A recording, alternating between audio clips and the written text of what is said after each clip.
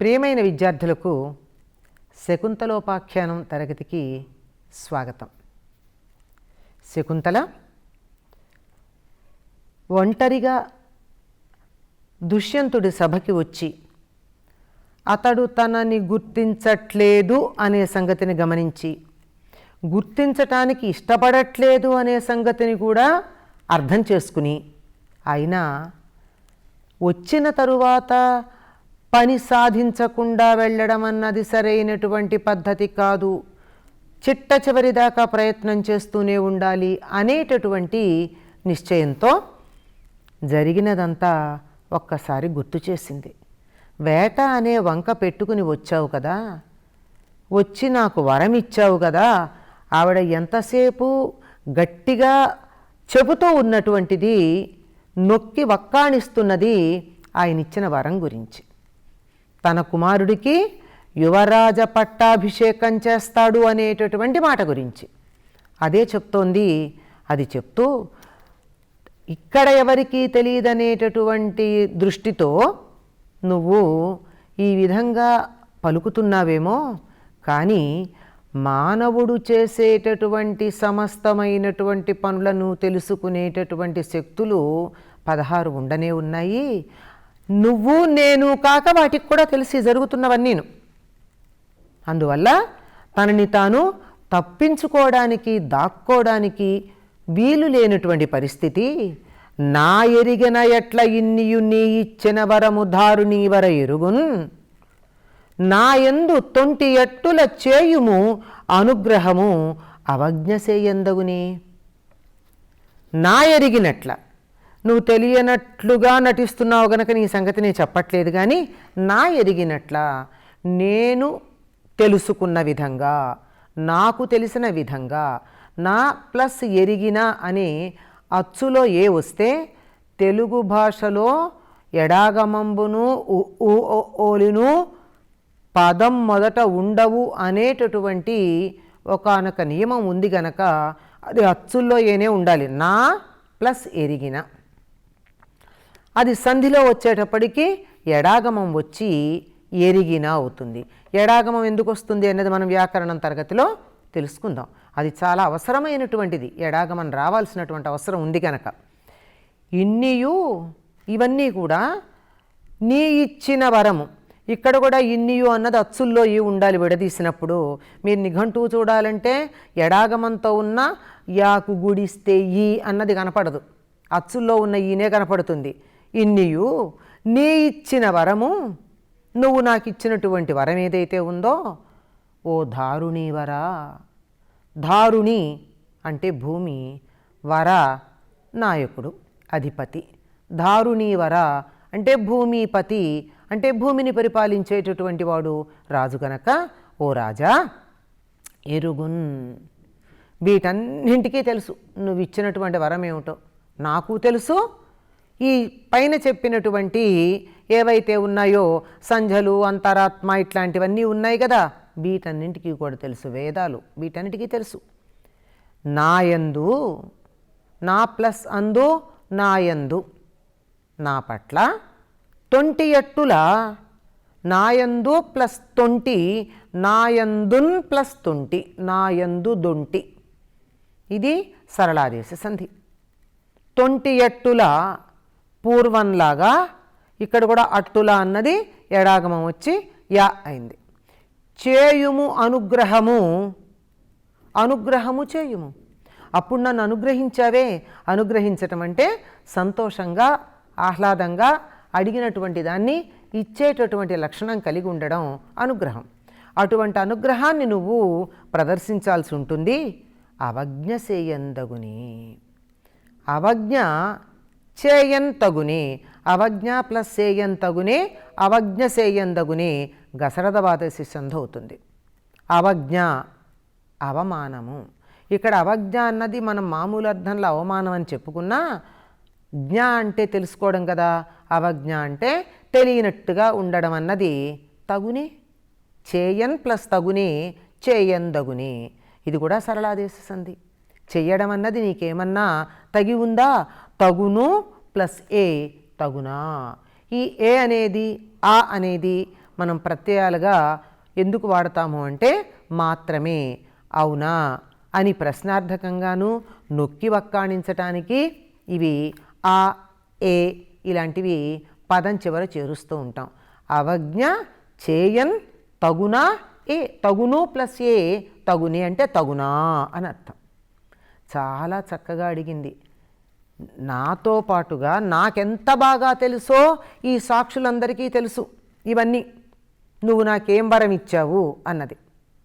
ఆ ఇచ్చినటువంటి వరాన్ని వాటన్నిటికీ తెలుసు గనక పూర్వంలాగా అప్పుడు నాకు మొదటిసారి వరం ఇచ్చావే అప్పుడు ఎట్లా ఉన్నావో ఇప్పుడు కూడా అట్లాగే నన్ను అనుగ్రహ బుద్ధితో చూడు, అంతేగాని ఇలా అవమానం చేసినట్టు తెలియనట్టు ప్రవర్తించటం అన్నది సరిగ్గా ఉంటుందా, సరైనటువంటి పద్ధత అంది. అంటే పద్ధతి కాదు అని అర్థం.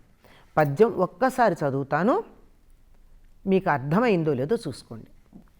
నా ఎరిగినట్ల ఇన్నియు నీ ఇచ్చిన వరము దారుణీవర ఎరుగున్, నాయందు తొంటి ఎట్టుల చేయుము అనుగ్రహము అవజ్ఞ సేయందగునే. ఇలా పదాలను విడదీసుకుంటూ పద్యం చదవడం అన్నది అభ్యాసం చేస్తే తరువాత కొత్త పద్యాలు చదివినా అర్థం చేసుకోగలిగినటువంటి సామర్థ్యం వస్తుంది మీ అందరికీ కూడా. ఆ తరువాత ఇంకా అంటోంది, ఊరుకున్నదా, అనుకున్నది సాధించాలనుకుంటోంది కదా ఆవిడ. అందుకని సతియును గుణవతియు ప్రజావతియు అనువ్రతయునైన వనితన్ అవజ్ఞాన్విత దృష్టి చూచు అతి దుర్మతికి ఇహముం పరము గలదే మతి పరికింపన్. ఇక్కడ కొంచెం తీవ్రత పెరిగింది చూడండి. ఆ ముందు పద్యంలో కన్నా నా మీద అనుగ్రహం కలిగి ఉండు, అవజ్ఞ చెయ్యొద్దు అని అంటూ, అవజ్ఞ చేస్తే అటువంటి దుర్మతికి అంటే దుర్బుద్ధికి, మనస్సులోనే దురాలోచన ఉంది. ఇప్పుడు లోకంలో రెండు రకాల మనుషులు ఉంటారు చెడ్డవాళ్ళు. ఒకళ్ళు దుర్బుద్ధులు ఉంటారు, మరొకళ్ళు దుర్మార్గులు ఉంటారు. దుర్మార్గులంటే మంచో చెడో తెలియక చెడ్డదారిన నడిచేవాళ్ళు, తెలిసినా కానీ చెడ్డదారిన నడిచేవాళ్ళు, వీళ్ళు దుర్మార్గులు. దుర్బుద్ధులంటే అసలు వాళ్ళ బుద్ధే చెడు, చెడు ఆలోచనలన్నీ వాళ్ళ బుద్ధిలో నుంచే పుడతాయి. అటువంటి వాళ్ళని దుర్బుద్ధి లేక దుర్మతి అంటారు. ఈ దుర్మతి ఎట్లాంటి వాడు అంటే సతియు. సతి అంటే సత్ప్రవర్తన సత్శీలము కలిగినటువంటి స్త్రీ సతి. పురుషుణ్ణైతే సత్పురుషుడు అంటారు. అంటే సత్ప్రవర్తన కలిగినటువంటి పురుషుణ్ణి సత్పురుషుడు, సజ్జనుడు అన్నట్టే సత్ప్రవర్తన సచ్చీలము కలిగినటువంటి స్త్రీని సతి అంటారు. అంటే ఒక స్త్రీ ఎటువంటి శీలము కలిగి ఉండాలో, వ్యక్తిత్వం కలిగి ఉండాలో, ప్రవర్తన కలిగి ఉండాలో, గుణాలతో కూడుకుని ఉండాలో అటువంటి గుణాలు కలిగినటువంటి స్త్రీ సతి. సతియును అటువంటి సత్శీలము కలిగినటువంటిది, గుణవతియును సద్గుణాలు కలిగినటువంటిది. గుణము అన్నటువంటి పదం దుర్గుణానికి కూడా వాడుతూ ఉన్నా ఈ పదం మనం తరచుగా గుణము అన్నది సద్గుణాలకి మాత్రమే వాడుతూ ఉంటాం. గుణం అంటే దేన్నైతే లోకులు అనేక మార్లు గుణించుకుంటూ ఉంటారో, అంటే ఇతరులు ఎప్పుడూ చెప్పుకుంటూ ఉంటారో అటువంటిది గుణం. అటువంటి గుణాలు కలిగినటువంటిదమ్మా ఆవిడ ఎంత గొప్పది అని చెప్పుకుంటూ ఉండేది. సద్గుణాలు అయితేనే కదా ఎక్కువ మంది చెప్పుకుంటారు. దుర్మార్గులు మాత్రమే, దుర్బుద్ధులు మాత్రమే దుర్గుణాలు చెప్పుకుంటారు. అది మంచివాళ్ళు విని కూడా అవి మనకెందుకు అంటారు. కానీ మంచివైనప్పుడు మాత్రమే అందరూ చెప్పుకుంటారు కనుక గుణములు అంటే మంచి గుణములు. గుణవతి అందరి చేత కీర్తించబడుతూ 10 మార్లు మెచ్చుకోబడుతూ ఉండేటటువంటి సద్గుణాలు కలిగినటువంటి స్త్రీ గుణవతి. ప్రజావతియో, వీటితో పాటుగా మరొక లక్షణం ఉంది. ఏమిటది? ప్రజావతి. ప్రజావతి అంటే సంతానము కలిగినటువంటిది. కనీసం సరిగ్గా చూడకపోవడానికి గొడ్రాలయ్యి ఉంటే అన్నా పోనీలే అని అనుకోవచ్చు. కాదు, వీడికి సంతానం కలిగి ఉంది. సంతానం కలిగినటువంటిది. అనువ్రతయో, అనువ్రత అంటే భర్త ప్రవర్తనని అనుసరించి తన ప్రవర్తన కలిగింది. ఇదేమిటండి, ఇదేంతో చాలా విపరీతంగా ఉంది. ఆడవాళ్ళకి వ్యక్తిత్వం ఉండదా? వాళ్ళు భర్తను అనుసరించి మాత్రమే ఉండాలా అంటే మనకి వివాహ సందర్భంలోనే చెబుతారు సహధర్మచరి అని. అంటే ధర్మ మార్గంలో ఉన్నప్పుడు ఆయన అనుసరిస్తూ ఉంటుంది, అధర్మ మార్గంలో వెడుతుంటే సరిదిద్ది అనుసరిస్తుంది. అంతేగాని ఈవిడ ఆయన అధర్మ మార్గంలో వెడుతున్నాడు కదా అని చెప్పి తాను అధర్మ మార్గంలో వెళ్ళడము, లేదా నేను ధర్మాత్మురాల్ని గనక అతడు అధర్మ మార్గంలో వెడుతున్నాడు గనక వదిలిపెట్టేస్తానని అనుకోవడమో కాకుండా అనువ్రతయు, అనుసరించటం అనేటటువంటి ధర్మ మార్గంలో అనుసరించటం అనేటటువంటి ఒక లక్షణం కలిగినటువంటిది. అయినా ఈ గుణాలు కలిగినటువంటి వనితన్ స్త్రీని అవజ్ఞాన్విత దృష్టి చూచు అతి దుర్మతికి, ఈ లక్షణాలు ఉన్నటువంటి స్త్రీని గనక అవజ్ఞ అన్విత దృష్టి, అవజ్ఞ చులకన అవమానము, దాంతో అన్విత కూడుకున్న దృష్టిని చూచు, అటువంటి దృష్టితో చూసేటటువంటి దుర్మతికి దుర్బుద్ధికి ఏమిటిట అంటే ఇహముం పరముం గలవే. ఇక్కడ ఇహము లేదు, అక్కడ పరము లేదు. అంటే ఇహలోక సౌఖ్యాలు లేవు, పరలోక సౌఖ్యాలు లేవు. సౌఖ్యాల మాట అట్లా ఉంచండి, లోకంలో వారి గురించి చెడుగా చెప్పుకుంటారు. లోకంలో ఫలానా వ్యక్తి సద్గుణాలు కలిగినటువంటి తన భార్యని సరిగ్గా చూడలేదు అని చెప్పి అపకీర్తి పాలవుతాడు బ్రతికుండగా. చనిపోయిన తర్వాత కూడా లోకంలో ఎంతకాలం అపకీర్తి ఉంటుందో అంతకాలం నరకంలో ఉంటారట. ఇది మనకి స్వర్గ నరకాల గురించి చెప్పేటప్పుడు చెప్పినటువంటి మాట. మనం చనిపోయిన తర్వాత మన గురించి లోకంలో గొప్పవారు మంచివారు అని చెప్పుకుంటూ ఉంటే ఎంతకాలం చెప్పుకుంటే లోకులు అంతకాలం పరలోకంలో స్వర్గంలో సుఖంగా ఉంటారు. ఎంతకాలం చెడ్డవాళ్ళని చెప్పుకుంటే అంతకాలం ఇహలోకంలో వారు ఉండగా ఎన్ని కష్టాలు పడతారో, ఎంత చెడ్డ పేరు పొందుతారో అంతకాలం కూడా అక్కడ నరకంలో యాతనలు అనుభవిస్తూ ఉంటారు. కనుక ఎవరైతే ఈ లక్షణాలు కలిగినటువంటి స్త్రీని అంటే సత్ప్రవర్తన కలిగినటువంటిది, సద్గుణాలు కలిగినటువంటిది, సంతానం కలిగినటువంటిది, భర్తను అనుసరించి ఉండేటటువంటి లక్షణం కలిగింది, అటువంటి స్త్రీని చులకనగా చూస్తే అంటే అటువంటి భార్యని అవమానం చేసినట్టయితే ఆ దుర్బుద్ధికి, అతి దుర్మతికి, మామూలు దుర్బుద్ధి కాదు అతి దుర్మతి, చాలా ఎక్కువ దుర్బుద్ధి కలిగినటువంటి వాడికి ఇటు ఇహం ఉండదు, అటు పరం ఉండదు. అంటే ఈ లోకంలోనూ మంచి పేరుండదు, పరలోకంలోనూ స్వర్గం లాంటి ఉత్తమ లోకాలు లభ్యం కావు. కనుక ఇహపర సౌఖ్యాలు రెండింటికి చెడతావు. ఒకవేళ ఏదన్నా సద్గుణం లేకపోతే ఏమైనా నిర్లక్ష్యం చేస్తే చెయ్యొచ్చు. అప్పుడు కూడా మన ధర్మాన్ని అనుసరించి, భారతదేశంలో ఉన్న ధర్మాన్ని అనుసరించి ఎటువంటి దోషమున్నా ఒక్కసారి వివాహమైన తర్వాత భార్యని వదిలిపెట్టకూడదు, నిరాదరణ చేయకూడదు. కానీ మనస్సు బాగుండకపోతే కొద్దిగా చూసి చూడనట్టు ఉంటారేమో కానీ ఈ సద్బుద్ధి కలిగినటువంటి స్త్రీ మాత్రం ఆ విధంగా నిరాదరణ చేయబడితే ఇహపర సౌఖ్యాలు రెండూ ఉండవు, జాగ్రత్త. ఇది కొద్దిగా గట్టిగా చెప్పినటువంటి మాటలాగానే అనిపిస్తోంది కదా. ఈ పద్యం ఒక్కసారి చూద్దాం. సతియును గుణవతియు ప్రజావతియు అనువ్రతయునైన వనితనవజ్ఞాన్విత దృష్టి చూచు అతి దుర్మతికి ఇహముం పరము గలదే మతి పరికింపన్. అవజ్ఞ అన్విత దృష్టి అన్న చోట అవజ్ఞ ప్లస్ అన్విత, అవజ్ఞాన్విత సవర్ణ దీర్ఘ సంధి ఉంది. అది సంధుల దగ్గర సూత్రాలు చెప్పుకుందాం, ప్రస్తుతానికి ఇది గుర్తుంచుకోండి.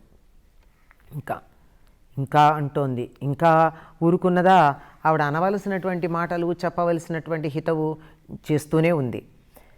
సంతత గృహమేధి ఫలంబంతయుబడయంగనోపు అనుగుణ భార్యావంతుండగువాడు క్రియావంతుడు దాంతుండు పుత్రవంతుండు నగున్. ఎవరైతే అనుగుణ భార్యావంతుండగువాడు, తనకి అనుగుణంగా ఉండే భార్య కలిగినవాడు. ఇప్పుడు మనకి చండీ కథలు ఉంది, ఏది చెప్పినా దానికి వ్యతిరేకంగా చేస్తుంది భార్య అని ఆయన ఆవిడ్ని వదిలిపెట్టలేదు. కానీ ఆయన చేయడానికి పనులకు పాపం ఇబ్బంది పడుతూ ఉన్నాడు. అంతేగాని నిరాదరించటం అనేది మన పద్ధతిలో లేనేలేదు.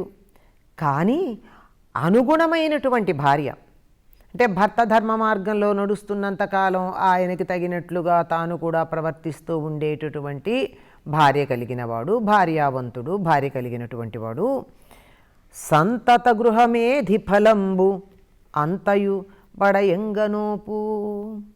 గృహమేధి అంటే మనం స్త్రీ పరంగా అయితే ఇల్లాలు అనే పదం ఏది వాడుతున్నామో దానికి పుల్లింగంలో చెప్పేటటువంటి పదం. అంటే ఒక ఇంటివాడు అని చెప్పడం. గృహమేధి ఇంటికి యజమాని. అంటే సాధారణంగా యజమాని అన్న పదం కూడా ఎక్కడ వాడతారంటే పూర్వకాలం యజ్ఞాలు చేసేవారు కనుక యజ్ఞాలు ఎవరు చేస్తారో వారు యజమాని. గృహమేధి అంటే ఈ గృహం అనేటటువంటి ఒక మహత్తరమైన కార్యక్రమాన్ని నిర్వర్తిస్తూ ఆ గృహ నిర్వహణ అనేటటువంటి దాన్ని యజ్ఞంగా భావిస్తూ నిర్వర్తించేటటువంటి వాడు. మేధము అనేది కూడా యజ్ఞము అనే అర్థంలో ఉంది కనుక ఈ గృహస్థ ధర్మాన్ని యజ్ఞార్థ కర్మలా నిర్వర్తించేటటువంటి వాడని అర్థం. ఆ విధంగా యజ్ఞఫలం రావాలి అంటే ప్రత్యేకంగా యజ్ఞాలు చేయక్కర్లేదండి. గృహస్థ ధర్మాన్ని చక్కగా ఏవైతే చెప్పబడి ఉన్నాయో ఏ కర్మలు చేయాలి, ఏ యజ్ఞాలు చేయాలి. యజ్ఞాలంటే మళ్ళీ పెద్ద పెద్ద యజ్ఞాలని కాదు, పితృయజ్ఞం, దేవయజ్ఞం, ఋషి యజ్ఞం ఇలా ఉంటాయి. ఇవన్నీ చేసుకుంటూ ఆ రుణాలు తీర్చుకుంటూ ఎవరైతే గృహస్థ ధర్మాన్ని నిర్వర్తిస్తారో అలా నిర్వర్తించేటటువంటి వాడికి యజ్ఞం చేసినంత ఫలితం లభిస్తుందట. ఆ రకంగా ఆ ఫలితం లభించాలి అంటే, పూర్తిగా లభించాలంటే ఎవరికి వీలవుతుంది? ఎవరికైతే అనుగుణమైనటువంటి భార్య కలిగి ఉన్నాడో. అంటే ఎవరి భార్య ఆయన చేసేటటువంటి సత్కార్యాలకి సహకరిస్తూ చేదోడు వాదోడుగా ఉంటుందో అతడు మాత్రమే ఈ రకమైనటువంటి గృహయజ్ఞము అనే దాన్ని, అంటే గృహస్థాశ్రమం అని చెప్పబడే యజ్ఞాన్ని నిర్వర్తించినటువంటి సత్ఫలితాన్ని పొందడం వీలవుతుంది. అంతేకాదు క్రియావంతుడు అంటే పనులు చేసినటువంటి వాడు. ఒక్కడు ఉండగా ఏం చేస్తాడండి? వివాహమైనప్పుడు ఏం చేస్తారు అంటే పూర్వకాలం, ఇప్పుడు కాదనుకోండి ఆ పద్ధతులు, లాజహోమం లాంటివి చేయించి ఇక నుండి నువ్వు అగ్నిహోత్రం చేయడానికి అర్హుడవు. బ్రహ్మచారిగా ఉండగా ఇవన్నీ చేసేవాడు కదా. చేసి గురువుగారు చేస్తూనో తండ్రి చేస్తూ ఉంటేనో సహకరించడమే కానీ, అంటే స్వయంగా చెయ్యాలి అంటే పక్కన భార్య ఉండాలి. అలా భార్య ఉండి చేసే క్రియలు ఏవైతే ఉన్నాయో అవన్నీ చేయడానికి తగినటువంటి వాడు. అంతేకాకుండా దాంతుడు, ఇంద్రియములను తన అధీనములో ఉంచుకున్నవాడు. ఇది చాలా పెద్ద విశేషం, మనం ఇక్కడంతా వివరంగా చెప్పుకోవాల్సిన పని లేదు. కానీ ఇంద్రియాలని పూర్తిగా అణగదొక్కడం మన పద్ధతిలో లేడు. ఇంద్రియాలను అణగదొక్కకూడదు, కానీ మనం చెప్పినట్టు వినాలి. చెప్పినట్టు వినాలి అంటే వాటిని మరీ నిర్లక్ష్యం చేయకూడదు. నిర్లక్ష్యం చేయకూడదు అంటే వాటికి కావలసినవి ధర్మ మార్గంలో అందించాలి. ఆ విధంగా ఇంద్రియ సుఖాలన్నీ ధర్మ మార్గంలో వాటికి అందిస్తూ ధర్మబద్ధంగా సుఖాలను పొందుతూ ఇంద్రియాలు ప్రకోపించకుండా విచ్చలవిడిగా వెళ్ళిపోకుండా చాలా హాయిగా ఉంటాయి. సమయానికి గనక సకాలంలో వివాహం కాకపోతే ప్రవర్తన వేరే ఉంటుంది. వివాహం అయినట్టయితే అన్ని రకాలైనటువంటి భోగాలు గృహానికి పరిమితమవుతాయి. అది ఆ దాంతలో ఉన్నటువంటి పదంలో ఉన్న అర్థం. దాంతుడు అంటే ఇంద్రియములను తన అధీనములో ఉంచుకున్నటువంటి వాడు పుత్రవంతుడు నగున్. పుత్రవంతుడు సంతానం కలిగినటువంటి వాడు అవుతాడు. సంతానం కావాలంటే పేరు ఆయన వంశం తండ్రిదే వచ్చినా భార్య ఉండాలి కదా ఆయనకి సంతానం పొందడానికి. కనుక అటువంటి ఈ పరిపూర్ణత జీవితానికి కలిగించేటటువంటి భార్యని అవమానం చేయడం ఏదన్నా ధర్మమా అంటూ గృహస్థ ధర్మానికి సంబంధించిన విషయాన్ని, ఆ ధర్మాన్ని నిర్వర్తించటానికి భార్య ఇచ్చేటటువంటి సహకారాన్ని గురించి చక్కగా తెలియచెప్పింది శకుంతల. ఎందుకంటే పెరిగినటువంటిది ఆశ్రమంలో, అక్కడ ధర్మశాస్త్రాలన్నీ తాను స్వయంగా అధ్యయనం చేసి ఉండొచ్చు, లేదా తండ్రి గారు శిష్యులకు బోధిస్తూ ఉంటే వినైనా ఆవిడకి అన్నీ తెలిసి ఉండొచ్చు. ఎంత ధర్మబద్ధంగా మాట్లాడుతోందో. ఈ పద్యం అర్థమైందో లేదో చదువుతాను, చూసుకోండి. సంతత గృహమేది ఫలంబంతయు పడయంగనోపు అనుగుణ భార్యావంతుండగువాడు క్రియావంతుడు దాంతుండు పుత్రవంతుండునగున్. మరియును అంతేకాక అంటే ఇంకా చెప్తోంది. దీంతో అయిపోయిందనుకుంటున్నావా? ఇంకా చాలా ఉంది. ఈ మరి అనేటటువంటి పదం ఉందే, ఇది తెలుగు భాషలో ఉండే ఒక అందమైనటువంటిది. దీన్ని ఇతర భాషల్లోకి అనువాదం చేస్తే ఎండ్ అని చేసినా దానికి అంత అర్థం రాదు, ఆ అందం రాదు. ఆ నుడికారపు సొబగులో ఈ మరి అన్నది తెలుగులో ఇచ్చేటటువంటి అందం అది తెలుగుకి మాత్రమే సొంతం. ఇంకా ఏం చెప్తోంది అంటే, ధర్మార్థ కామ సాధనకుపకరణంబు గృహనీతి విద్యకు గృహము విమల చారిత్ర శిక్షకాచార్యకంబు అన్వయ స్థితికి మూలంబు సద్గతికి నూత గౌరవంబునకేక కారణంబు ఉన్నత స్థిర గుణమణుల కాకరము హృదయ సంతోషమునకు సంజనకంబు భార్య చూవె భర్తకు ఒండ్లుగావు ప్రియములు ఎట్టి ఘట్టములను ఎట్టి ఆపదలను ఎట్టి తీరములను ముట్టబడిన వంతలెల్లబాయు నింతుల ప్రజలను వనర చూడగనిన జనులకెందు. ఇది భారతీయ సనాతన ధర్మంలో భార్యకి ఇవ్వబడినటువంటి స్థానం. గృహానికి కుటుంబ వ్యవస్థకి ఇచ్చినటువంటి స్థానం ఇందులో చెప్తున్నారు. భార్య అంటే ఎట్లాంటిదిట అంటే ధర్మార్థ కామ సాధనకు ఉపకరణము. ఉపకరణము అంటే పనిముట్టు. ధర్మాన్ని కానీ అర్థాన్ని కానీ కామాన్ని కానీ సాధించాలి అంటే ఒక పనిముట్టు కావాలి. ఆ పనిముట్టు ఎవరు? ఒక పురుషుడికి భార్య మాత్రమే. అంటే పురుషార్థాలు 4, ధర్మ అర్థ కామ మోక్షాలు. 3 మాత్రమే స్త్రీ పురుషులిద్దరూ భార్యాభర్తలుగా సాధించటానికి ఒకళ్ళకి ఒకళ్ళు సహకరించుకునేది.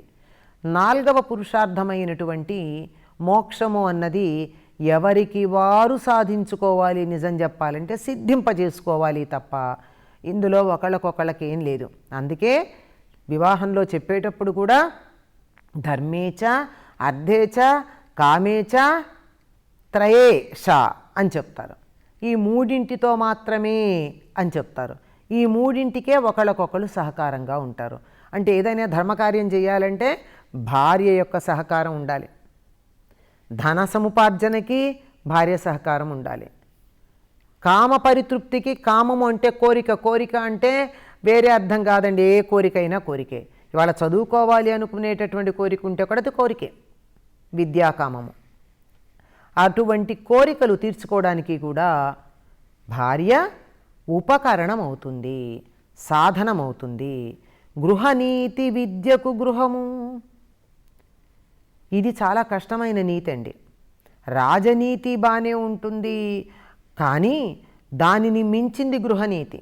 2 రాజ్యాల మధ్య ఏదైనా తగాదాలు వస్తే ఏదో విధంగా దాన్ని ఒప్పందాలు కుదుర్చుకుని సంధి చేసుకుని కలిసి ఉండొచ్చేమో కానీ గృహ ఛిద్రాలు వచ్చాయి అంటే, గృహంలో కల్లోలాలు వచ్చాయంటే అది మాత్రం చాలా కష్టమండి. ఎంతటి రాజనీతివేత్త కూడా, రాజనీతి ధురంధరుడు కూడా, చాణక్యుళ్లాంటి తెలివితేటలు కలిగినటువంటి వాడు కూడా ఇంట్లో ఉండేటటువంటి వ్యవహారాలను సరిదిద్దటం చాలా కష్టం. కానీ ఒక ఇల్లాలు చాలా తేలిగ్గా చేసేస్తుంది. దీనికి సంబంధించి గొప్ప గొప్ప ఆర్థిక సమస్యలు వాళ్ళు ఎలా పరిష్కరించుకుంటారా అని ప్రపంచమంతా కంగారు పడి చూస్తూ ఉన్నటువంటి సమయంలో కుటుంబంలో ఉన్నటువంటి సంక్షోభాన్ని ఇంట్లో పెద్దావిడ చిటికలో తేల్చి పరిష్కరించింది. అది ప్రపంచానికంతా తెలుసు. అటువంటి గృహనీతి, గృహనీతి చాలా కష్టం. బయట ప్రపంచాన్ని గెలిచి రావచ్చు కానీ ఇంట్లో వాళ్ళని గెలవడం చాలా కష్టం కదా. అది చెయ్యగలిగినటువంటిది ఇల్లాలు మాత్రమే. గృహనీతి విద్యకు గృహము ఆవిడే నిలయం గృహనీతికి. విమల చారిత్ర శిక్షకాచార్యకంబు. విమల స్వచ్ఛమైనటువంటి, మాలిన్యము లేనటువంటి, మచ్చలేనటువంటి చారిత్ర శిక్షకు. చారిత్రము అంటే మనం ఇవాళ ఆంగ్లంలో చెప్పుకోవాలంటే కాండక్ట్, ప్రవర్తన అని అర్థం. చారిత్ర శిక్షకు, ప్రవర్తనకి చక్కనైనటువంటి శిక్ష అంటే అక్కడేదో శిక్ష వేస్తారని కాదు, శిక్ష అంటే శిక్షణ అని అర్థం. చారిత్ర శిక్షకు మంచి చరిత్ర ఉండాలి అంటే, మంచి ప్రవర్తన ఉండాలి అంటే దానికి ఆచార్యకము. ఆచార్య శబ్దం ఎవరికి వాడతారంటే చదువుకోవటం, చదువు చెప్పటం, అధ్యయనం, అధ్యాపనం అంటే ఈ రెండు. చదువుకోవటం, చదువు చెప్పడం, యజనం, యాజనం, తర్వాత ఆచరణం, ఇది కూడా ప్రధానం. ఆచరింప చేయటం. తాను ఆచరిస్తూ ఉంటేనే శిష్యులు ఆచరిస్తారు. అంతేగాని మీరు చెయ్యండి అని చెప్పి నేను వేరే రకంగా ఉంటే వినరు కదా. చెప్పకుండానే నన్ను చూసి నేర్చుకుంటూ ఉంటుంది. గురువుల యొక్క ప్రవర్తనను అనుసరించి నేర్చుకునేది ఎక్కువ ఉంటుంది శిష్యులు. అలాగే ఇంట్లో పిల్లల ప్రవర్తనని సరైన దారిలో పెట్టడానికి తల్లి తన ప్రవర్తనని సరిచేసుకుని చక్కగా ఉండడం జరుగుతుంది. కనుక అటువంటి పిల్లలే కాదు, ఇంట్లో వాళ్ళు కూడాను, పెద్దలైనా సరే వాళ్ళ యొక్క ప్రవర్తనని సరైన దారిలో క్రమశిక్షణలో పెట్టేటటువంటిది. అంతేకాక అన్వయ స్థితికి మూలము, వంశం ఉండాలి అన్నా కొనసాగాలి అన్న మూలమైనది, సద్గతికి నూత, ఉత్తమగతులు పొందాలి అంటే ఆధారంగా ఉండేటటువంటిది, గౌరవంబునకేక కారణంబు. గౌరవం పొందాలి ఆ కుటుంబం అంటే దానికి మూల కారణం ఈ ఇల్లాలు మాత్రమే. ఆ ఇల్లాలు సరైంది లేకపోతే ఆ వంశానికి అంతా చెడ్డ పేరు వస్తుంది. ఉన్నత స్థిర గుణమణుల కాకరము. గొప్పవైన స్థిరమైన గుణములు అనే మణులకి నిలయమైనటువంటిది, అంటే సద్గుణాలకి నిలయమైనటువంటిది. హృదయ సంతోషమునకు సంజనకంబు భార్యయ చూవే. మనసుకి సంతోషం కలిగించటానికి కారణమయ్యేది కూడా భార్యే సుమా. ఎక్కడ ఎటువంటి సమస్యలున్నా సరైనటువంటి భార్య గనక ఉన్నట్టయితే ఆ సమస్యలన్నీ భార్య సమక్షంలో అలా విచ్చుకుపోతాయి. సూర్యోదయంతో చీకట్లు విచ్చిపోయినట్టు. చూవే అంటే సుమా భర్తకి. ఒండ్లుగావు ప్రియములు, మిగిలినవేవి కూడా అంత ప్రియమైనవి కాదు. ఎట్టి ఘట్టములను, ఎట్టి ఆపదలను, ఎట్టి తీరములను ముట్టబడినా, ఎటువంటి కష్టాలు వచ్చినా, ఎటువంటి ఆపదలు వచ్చినా, ఎటువంటి సమస్యలు వచ్చినా, దేంతో చుట్టుముట్టుబడినా ముట్టబడిన వంతలెల్లా పాయును. తనని చుట్టుముట్టినటువంటి వంతలు, బాధలు, దుఃఖాలన్నీ కూడా ఇంతుల ప్రజలను వనర చూడగలిగిన జనులకు. తమ భార్యలని పిల్లలను వనరం చక్కగా చూడగలిగిన జనులకు. చూడడం అనేటటువంటిది కనుట అంటే చూచుట. మళ్ళీ చూడగనుట ఏమిటి అంటే కనుట అంటే పొందుట అని అర్థం. చూడగనిన, చూసేటటువంటి అదృష్టాన్ని పొందినటువంటి వారికి ఎటువంటి సమస్యలు వచ్చినా, ఎటువంటి కష్టాలు వచ్చినా, ఏవి చుట్టుముట్టినా భార్యా పిల్లల్ని గనక చూసినట్టయితే అవన్నీ పోతాయి. వంతలెల్ల బాయు, సమస్యలన్నీ కూడా వాటంతటవి విచ్చిపోవడం జరుగుతుంది. అంటే భార్య, సంతానము, ఈ ఇద్దరి యొక్క ప్రాధాన్యం కుటుంబంలో ఏ విధంగా ఉన్నది అని శకుంతల ధర్మశాస్త్రాలలో ఉన్నటువంటి వాటిని రాజసభలో రాజుకు తెలియదా అన్నట్టు అందరూ వింటూ ఉండగా చక్కగా ఉపన్యసించి చెప్పింది. ఇంకా ఏం మాట్లాడింది శకుంతల అనే విషయాన్ని రాబోయే తరగతిలో తెలుసుకుందాం. అప్పటి వరకు శుభం.